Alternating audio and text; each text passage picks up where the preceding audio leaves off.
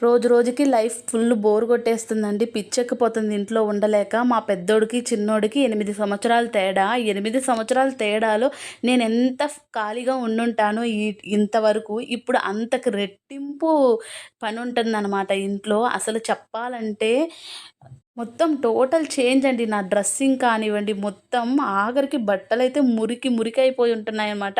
అవి చేంజ్ చేసుకుందామన్నా గానీ, తిరిగి వేరేది యేసుకుందాం అనుకున్నా గానీ, సేమ్ ఇలాగే అయిపోద్ది గదా! ఎందుకు మార్చుకోవడం, ఓకే అన్నట్టు అయిపోతుంది. అంటే నేను చెప్తున్నాను రీజన్ అలా ఉంటుంది పరిస్థితయితే. ఇంకెంతలేండి, ఇంకొక 2 సంవత్సరాలైతే చిన్నోడు గాని పెద్దవుతాడు గదా అనుకుంటే.